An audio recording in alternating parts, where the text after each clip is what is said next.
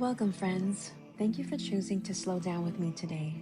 This is Tell Me More with Jehan, a space where stories build understanding, invite curiosity, dispel bias, and remind us that every person is more than the assumptions made about them. Today's guest is Yusef Wiley, founder and executive director of Timelist Group, a nonprofit dedicated to reducing youth and gang violence, a keynote speaker, leadership coach, author, and community advocate. Yusuf draws from his own extraordinary journey, spending 22 years in incarceration to becoming a nationally recognized voice for healing, reentry, and violence prevention. Through his work, he empowers individuals and communities with a message rooted in faith, accountability, resilience, and the belief that transformation is always possible. But before any of that, before all the headlines and before the file, before the assumptions folks are already making, he was just a kid. Like a lot of our youngsters. And at the end of this conversation, my hope is that's who you see. So this is Tell Me More with Jehan. So let's get into it. Welcome, Brother Yusuf, to the conversation. Thank you. Thank you for having me, Sister Gina. So, Yusuf, Yes. one of the things I hope this podcast does is help see beyond the labels. So, I'd love to Right. begin there. If hmm someone only knew Yusuf through a case file, a headline, or a secondary, like a secondhand story, what would they get hmm completely wrong about who you are? um.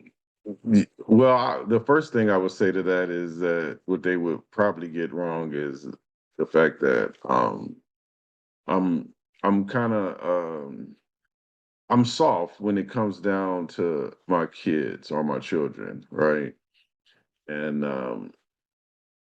I they get away probably with a lot from me, not in a bad way, but I think they don't see that oftentimes, just like you said, the headlines or what they read, I mean, what they see. But I'm actually someone that's very, compassionate when it comes down to family and family life, family members, children, grandchildren. I have grandchildren now, so and that's just something that you don't really see in the headlines so often, so. Yeah, thank you for sharing. People often see the hard shell that a lot of us kind of have built over time to keep ourselves Yeah. safe. But underneath all that is um, a teddy bear of a grandpa or a dad or a Yeah. husband. Yeah, hmm which is a Jumping in the beautiful pool thing. right along with the kids and playing and all that stuff, so Yeah, yeah, that's beautiful to hear. yeah, I often think about the people who see us before we know how to see ourselves, like looking back, right, who really knew the young Yusuf, not the reputation or the mistakes, right. but the person underneath all of that. Like, what did they recognize in you that others may have missed? That's interesting. And it was actually my father. My father was someone, me being a convert to or revert to Islam during my incarceration, my father, even before that and during that, my father always seen something in me that even I myself didn't see in myself, right? And he was always the one trying hard to get me Mhm. to snap out of it with the lifestyle choices that I made as a youth, Mhm. wanting to be seen and in a community where violence was became the norm, activities with young people became the norm around gangs and things of that nature. My dad never gave up. He really was trying to find he was trying to he's seen something in me, Mhm. and he was trying to tap into it very early, and it's just I was missing it, and it wasn't until I embraced Islam that I realized what my father was doing. So that's who saw me. Yeah, yeah. Well, that's a beautiful testimony, especially because of we're living in times or have lived in times where families, hmm especially Black families, have been disenfranchised and their Yep. fathers are either pulled into the system or Yep. killed by the system. So it's beautiful to have Mm-hmm. a father who's seen you. Yeah. So much of society asks, why do young people join gangs? But I Mm-hmm. wonder if we could ask a better question is, what are they searching for? Like when a young person feels disconnected or Yeah. unseen, what do you think they're looking for? And what did you find in that world where you weren't finding anywhere else? I think, and this is across the board. I've studied this for a very long time, for years. I've actually studied this question because I asked myself, why did I join a gang? And the reason I asked myself, why did I join a gang, is when I was facing life in prison and I was in the county jail at Los Angeles. And when I knew I was facing that reality, I was asking myself, why did I join the gang? I literally internally asked myself that question. And so I believe with and this is for any, I don't care what part of the world that you live in, the reality of it is that it's power. You're looking for power. You're looking for the type of power that results in respect from people, that results in love from people, that results in access to wealth, right? These are the things that a person is looking for. So I've always tried to put it in one word, and I had a difficult time putting it in one. It's still somewhat difficult to put it in one word, but if I was to put it in one word, it would definitely be power. It would definitely be power. And young people don't feel power often because whether it's in school and listening to counselors, listening to teachers telling them what to do, parents telling them what to do, and not really hearing them as a growing child growing up trying to be something or become something, then they lose that. They feel empowered, and they want that. I think every child wants that because I initially right before I joined the gangs, I was in sports, so that was a way for me to show power on the football field because I felt strong. I was strong. I would lift weights. I did all these things to be very powerful on the football field. And I was good. I literally was good on the football field. So that was a way of me to show power before I got involved in gangs. But one of the reasons the football went away is because my grades wasn't being maintained, and my father pulled me from sports once my grades declined. That's a really powerful testimony because young folks feel disempowered, so they gravitate towards a Hmm. system. I mean, even though it's the streets, but it's still a Hmm. system, Yeah. and it is a Hmm. there is a power structure there. And Yes. I was actually raised in the Tenderloin district of San Francisco, and I went to school in the Right. Mission. So Right. I was Oh not yeah. really practicing. Yeah. Hmm. I gravitated towards the sureños and the sureñas. Hmm. So I almost got Hmm. initiated myself because there's Hmm. this camaraderie, there's this Hmm. belonging, and also Hmm. there's this respect, like you said, that, oh, Hmm. I'm part of this clique. You can't step to Yeah. me. You know what I Yeah. mean? So Exactly. I Right. feel you. But there are other ways, like you mentioned, like sports, and there are other systems that young folks can be a part of. But when they get either kicked out or not recognized, or for whatever reason they're not allowed to be part of that, then they're going to find ways in which they can feel that sense of camaraderie and power. So there are ways I'm hearing that this could be prevented, right? Exactly. And I think a lot of it with even when you look at generational poverty in African and Black communities, um, think part of it, and when I say poverty, I'm not just talking about economic, I'm talking about social, I'm talking about education. Just knowing how to respond to a son like me that was doing well in sports, but yet couldn't maintain my grades, not answering the right questions. Asking the right questions can often result in that change. I didn't have the study habits as a student to read and do my homework and things of that nature.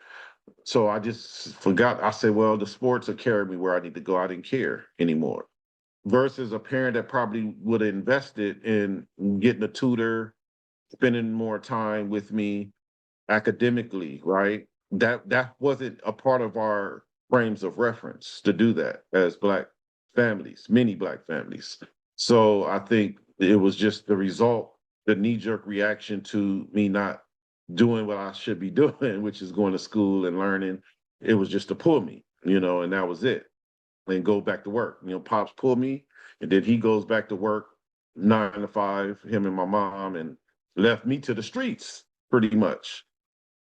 And that's what I did next. So Yeah, that's an amazing testimony too, because I think yeah, that everybody has a different learning style. I used to work in education, and we need to be hmm able as educators to, I think it does take a village, right? So maybe pops didn't yes, know what needed to be done, but there could have been exactly. teachers, other hmm adults in this institution that there have been a massive amount of studies that have shown that there's a school to prison pipeline because schools are not hmm doing what they need to do in order to Yep. not only teach the kid, carry the kid, but understand the whole child outside of just his grades, his or her grades. So, hmm um, that's another point of reference where educators can think about, okay, well, if this student specifically is not learning in this way, then what other ways can we enter his or her brain and pique their interest in this particular subject? So that's another way of prevention, right there, that you mentioned. So And then it's the nerd. It's the whole idea of not being seen or viewed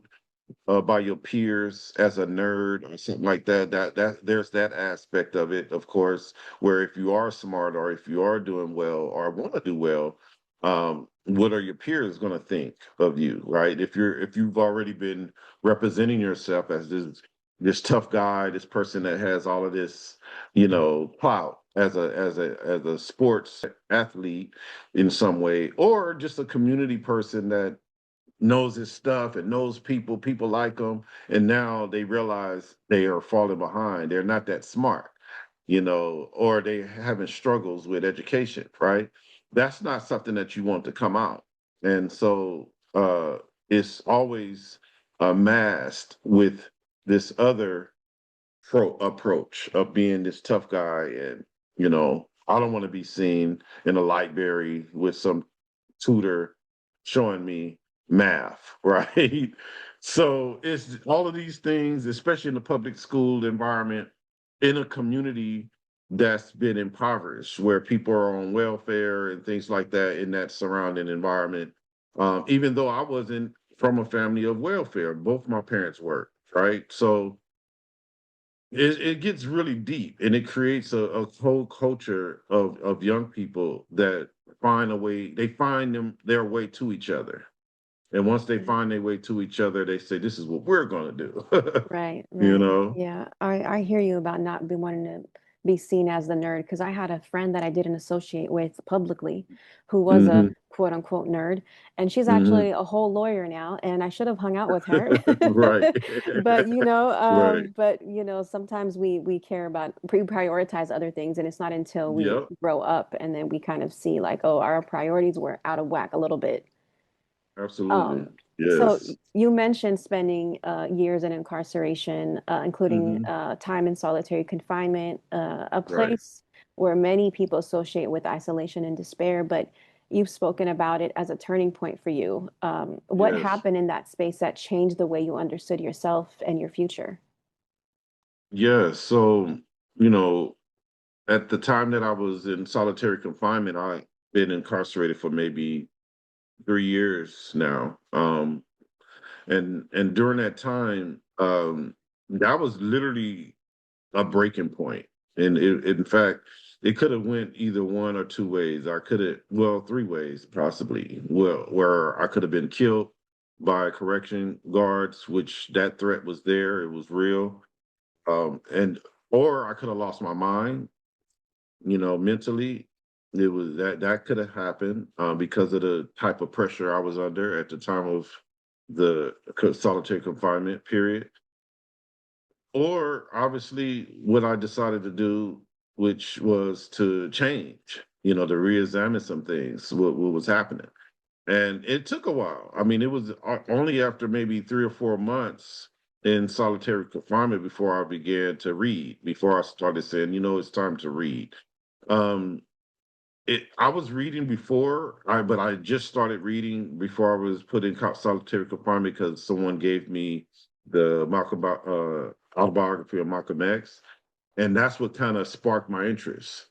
And when my interest was sparked, I found myself in a lot of conflicts with the white correctional guards because I started seeing them as the enemy. And I'm not saying that the autobiography by itself did that, but it was just things that my brain opened up to that it didn't before.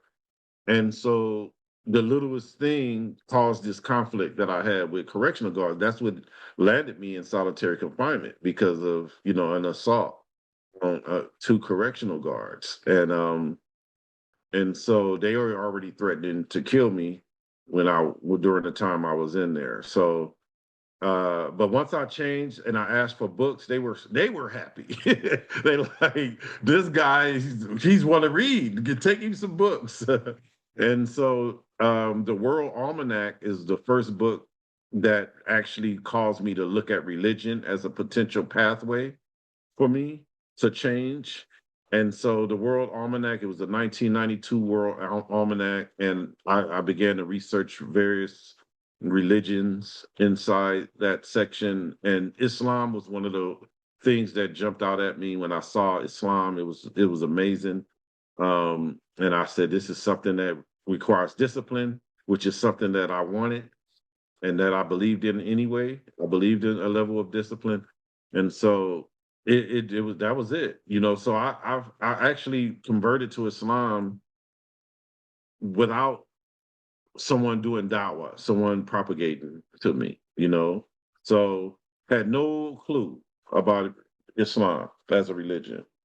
Just simply by myself in solitary confinement, reading a book, and I said, okay, from now on, I'm a Muslim. I told I told the prison guards, I told the inmates, hey, I'm a Muslim. And they like, what are you talking about? I was like, I'm a Muslim. I just know I'm a Muslim. I'm a Muslim. That's it. And I started declaring my Islam from my remaining time in solitary confinement until when I was released from solitary confinement. I had access to the chapel and the chaplains. And someone asked me, they said, hey, who gave you your Shahada? And I didn't know what he meant when he said that. I was like, what do you mean, Shahada? What does that mean? And they was like, what? They was like, yeah, Shahada. I said, I don't know what you mean. He said, and they explained it. And then I went in the chapel and the imam that was there, Akil Alameen, I think his name was Akil Alameen, Imam Akil Alameen. He's actually still around. He's in the Fresno area, I believe. He gave me Shahada. He's a part of the Muslim Chapters Association, and I think he resides in the Fresno area at Corcoran State Prison. So that's where he was the chaplain. So That's a beautiful powerful story. stuff. Yeah, yeah. So you embraced Islam while in solitary confinement on your own, and Hmm. basically it was the World Almanac, God bless Yep. it, Yep. that drew you to the faith. So it was Yep. really the discipline in the faith that drew you to it. Yeah. The Yeah. five prayers, the fasting. When I was reading all those things, that really got my attention. So Yeah, yeah. that's amazing. I appreciate you sharing your journey.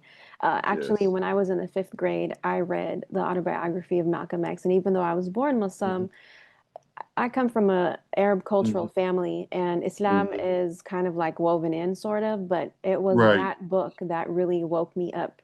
I wouldn't say Yeah. forced me, but opened up my heart to be able to be a Hmm. willing believer. You know what I mean? Somebody who was Right. on the journey, and I read after that because of him. So may Allah have mercy on Yes. him. He has touched so many Yes. hearts. Yeah. Rahmatullah. Yes. I mean, so, as an Arab Muslim woman, I've experienced moments myself where people made assumptions about me before knowing my Hmm. stories. And you move through Hmm. the world as a Black Muslim man and someone who has experienced incarceration. So, what has it felt like to carry those like intersecting identities? And what do you wish people understood before making any judgments about you? Yeah. That's a deep question. I don't even think we have enough time to cover. Because I'm one of the few Muslims brothers and I ain't gonna say few because I don't know how many out there, but I'm one of the type of Muslim, African American Muslim, that's literally open to all Muslims. In other words, I don't really isolate myself in one community and say, "Oh, I'm over here with the Black Muslims," or "I'm over here with the Pakistani Muslims," or the Arab Muslims, etc. I tend to make myself open and available to all Muslims, right? And I'm very intentional about that. The massages that I attend, and I hear people say it all the time. Oh, I only go to this masjid, or I only go to that masjid, right? And they have their reasons, politically or otherwise. For me, that's unacceptable. I go to any masjid I need to go to, regardless of where it's at, whether it's Fiji brothers in there, I'm in there. And it's interesting because some are even our shayuk, some are like Sheikh Tamim. Even I remember our brother who may Allah have mercy on him, Musa, passed away from the lighthouse. He would always say that. He would like, brother Yusef, he be everywhere. They say Yusef goes around everybody. And I've always been like that. And it was interesting because yesterday I was in a meeting with some my Canadian brothers that's Pakistani, and they are here visiting LA from Vancouver, Canada. And I've been involved with movements and Islamophobia, anti-Islamophobia movement with them over the last year or two. And these are the type of things we have to start doing. We have to, to your point and to your question, my journey is interesting because of that, because I bring to being the convert, the revert, being the African American, the struggle of the civil rights, and my parents' story from Texas and Mississippi, the racism. I'm bringing all of that, right? Incarceration, it's a lot, right? but it can be packaged in value, and I think people should value more than judge, right? And I think that's where the issues often comes up for me. I get a little frustrated at times when I do go into a masjid and it's mostly Arab or it's mostly Pakistani or Afghan. I don't get salams. I'm like, I'm a new face. You haven't seen me here, and I don't hear salam alaikum. But yet I see you embracing the people that look like you. I see you saying salam alaikum and to everyone else, and I'm just like there, and I gotta like get to you to say salam. So that's always going to be a problem for me, just because I know that's not Dean, and I know that it's also one of the reasons why. And I've had this conversation with other fellow African American. I'm saying that specifically, African American Muslims that have a problem talking to their own families about Islam and bringing them to the masjid because they worry that they're going to encounter that. They really worry that they're going to encounter that. So I think that's an issue that has to be addressed. I don't think our imams, our shuyukh, deal with that topic enough, quite frankly. And because I feel like if we can address it and resolve it, the power that we would have in this country would be amazing. Mm. Oh yeah, real It would talk. be amazing.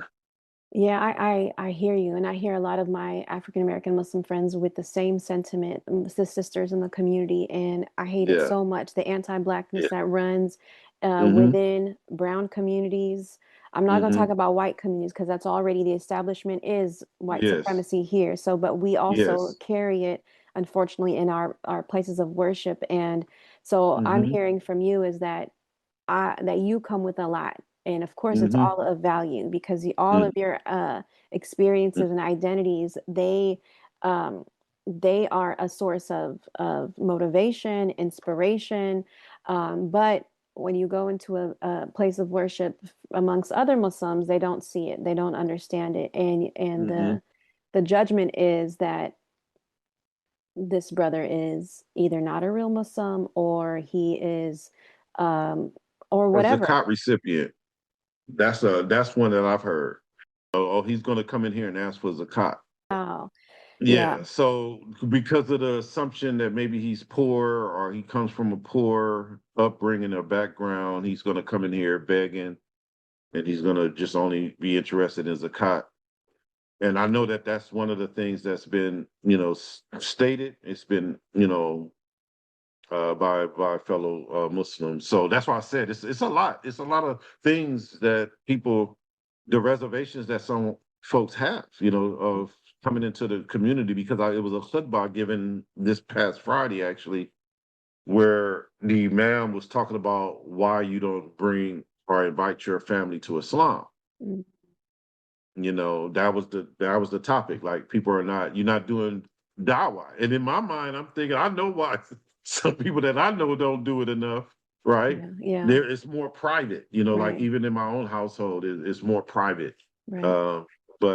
But it should be a little bit more open, because there's this invitation.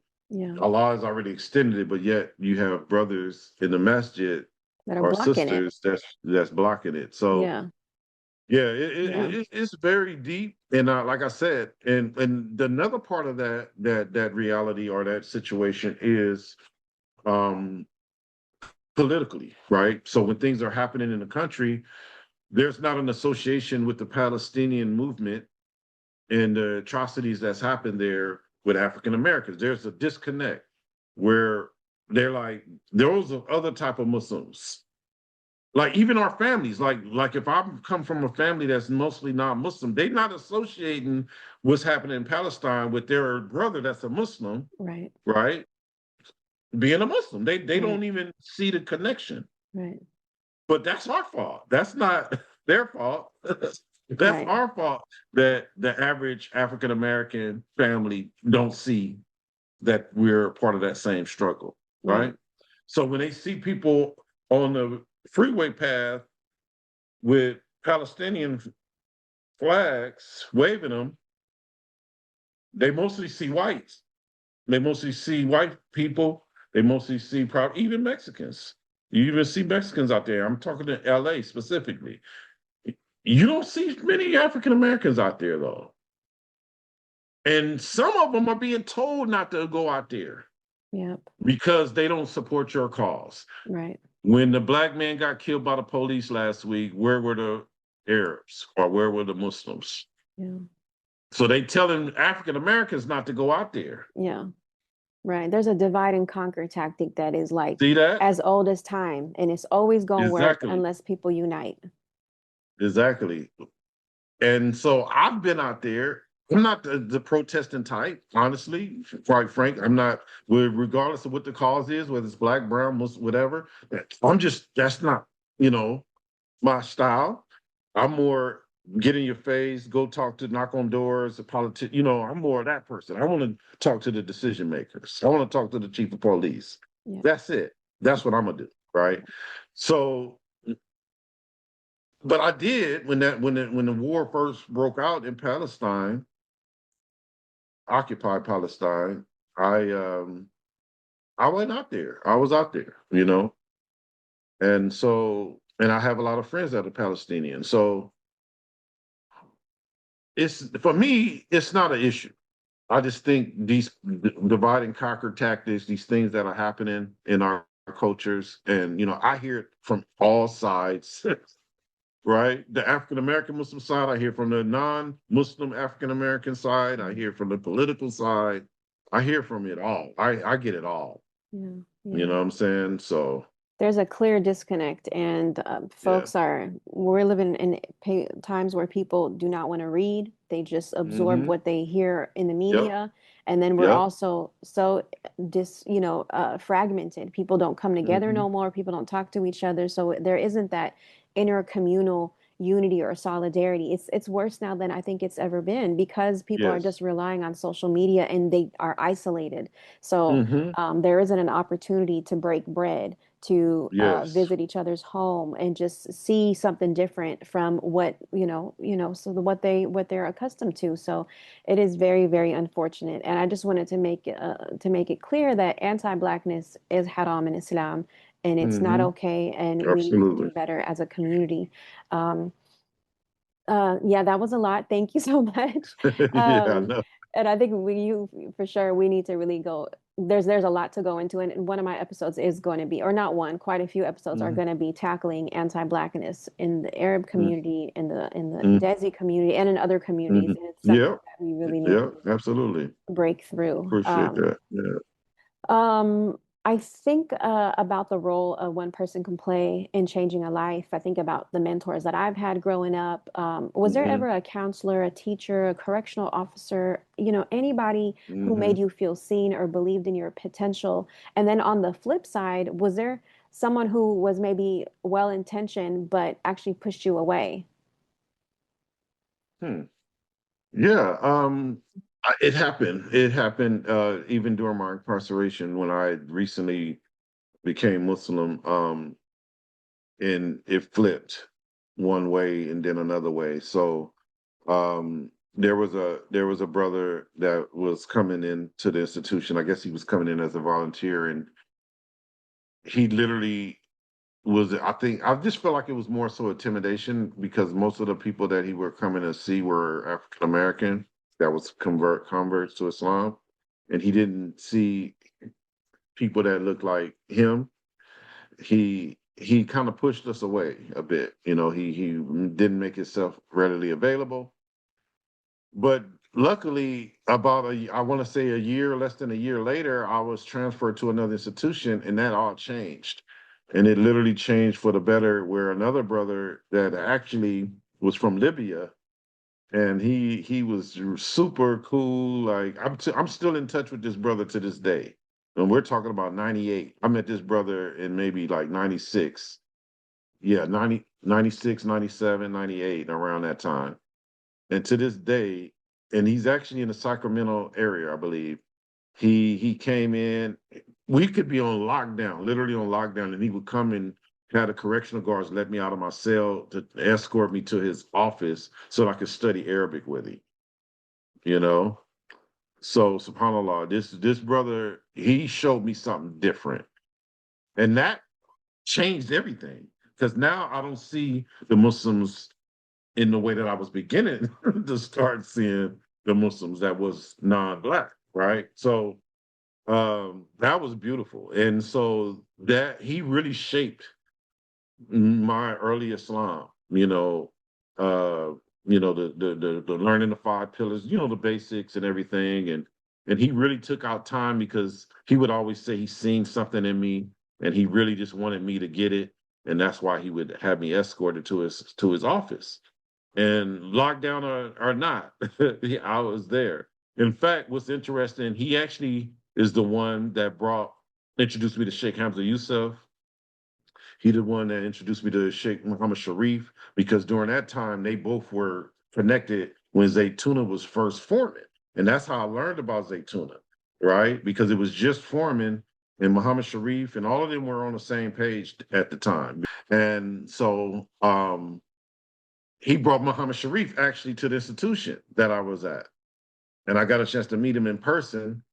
And my studies just took off to another level from there. And beginning in like 98 to I was released in 2012. So I had a good stretch of time of studies, fiqh, and usul fiqh, you name it, Ajrumiyah to I study a little bit of all of the deen, if you would, the sciences of the religion. So I think for me it was a great situation. And that brother Salim Muhammad, Imam Salim Muhammad is what we called him, and I know he's still around. And sometimes we reach out on WhatsApp. So I love that, and the opposite could have been true if you didn't meet him and he didn't see you right, beyond whatever he was seeing at the time, which was an incarcerated young man. yeah, Then that could have led you away, not only from Islam, but also impacted your future, your journey yeah. I of wasn't growth. 20 years. I was still in my 20s. Mm, yeah, well, I God was bless literally him. still in my 20s. So it's really a Subhanallah. testimony to how Yeah. how impactful one person seeing another person and how much positive Hmm. impact it can create. And then the opposite is true too. So if you're not Hmm. being seen or treated fairly, then Yes. you could rebel against yourself and against the whole, you know, uh, Hmm. the whole faith itself. So I'm really Right. happy that you had that opportunity.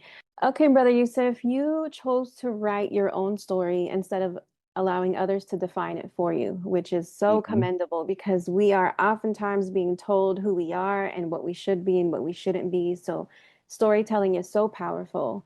What motivated you to write your book, and what conversations do you hope it would open up about redemption, dignity, and the possibility of transformation?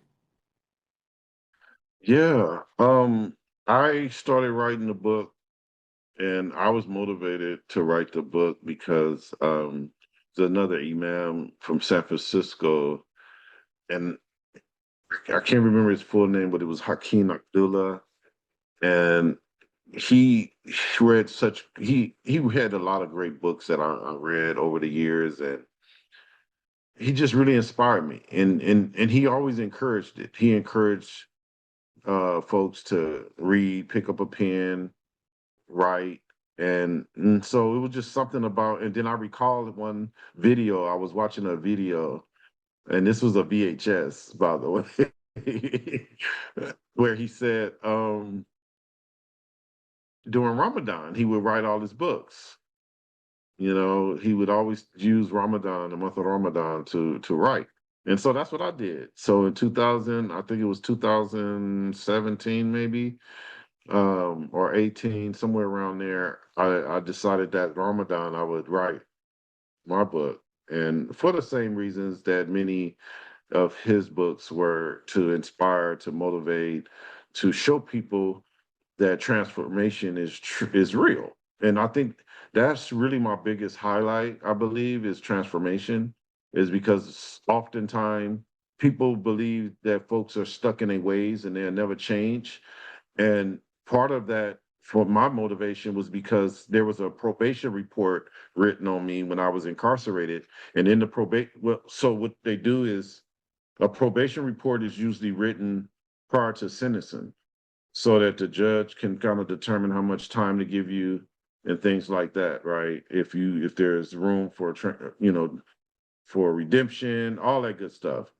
So my report stated that I would never change, that I need to get the max sentence because though based on who I was, based on my reputation, all of this stuff, that I would never change. That's what it said. And I literally showed that to my wife years later after I was released and got married. I showed that to my wife. I said, look what they said about me, that I would never change. Right. So that was part of the motivation for the book, was the transformation, to show that yes, I can change, and I did change. And often I look for those people. I want to see them today, just so they can know that I did change, in spite of what they wrote about me years ago in 1989. You know, so.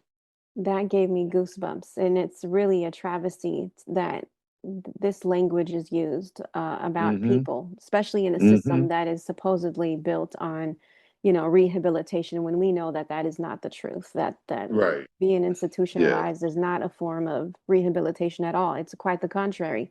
They Right. create, a process and a lifestyle that makes men especially and women want to be even more Hmm. violent and want to be more Hmm. are become more angry because they're being confined and treated unfairly. So it's really Hmm. a shame, but I commend you for writing your story and really proving them and anyone who looks at somebody who's incarcerated as unredeemable.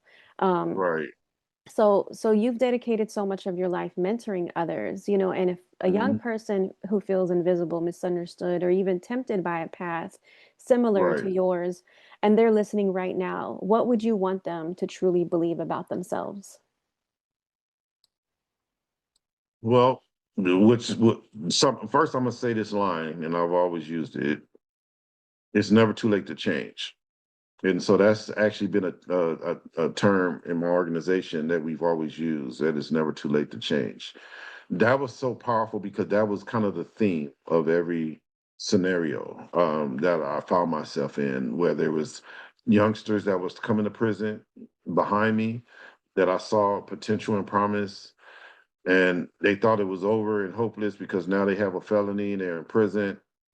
Um, it would always be the theme. That would always be the theme. It's never too late to change. So I think if you kind of really, that has to be grinded in people's brain because they do think once they get to a certain point in their behavior that it's too late. They literally think that in their, and when you think about that psychologically, to be able to process change from the standpoint of I can't change, right? Until somebody tells me I can change, that has changed. See, they won't accept that often from others, but from folks like me, they do. So when I see people or encounter people, there's a powerful impact. I used to go into the Santa Clara juvenile detention facility, and I watched how they interacted with the staff. And then once I watched for a minute, and finally I engaged them. As soon as I engaged them, they totally changed. They just stood to attention and was like, maybe there's hope. You've seen it in the room. So it has to be that has to be said. It's never too late to change. If we could just repeat that when we see situations like that with our youth. Yeah. It's never too late. Just tell them that. It's never too late to change. Mm-hmm. And if they question, what do you mean by that? Okay, there's Yusef, there's all of these other brothers we know. It's never too late to change. Right, right. And no matter what anybody says on your report, Right. and no matter what you've done, that it's never too Mm-hmm. late to change. Yeah. Thank Yeah. you for that. Yeah. Oh, Yusuf. Okay. And finally, this podcast exists to build understanding one story at a time. If counselors or educators or correctional staff or even neighbors and everyday people changed one thing about how they approach someone whose life they don't understand, what would you Mm. hope that change would be? And what do you hope listeners feel, not just know by the end of our conversation?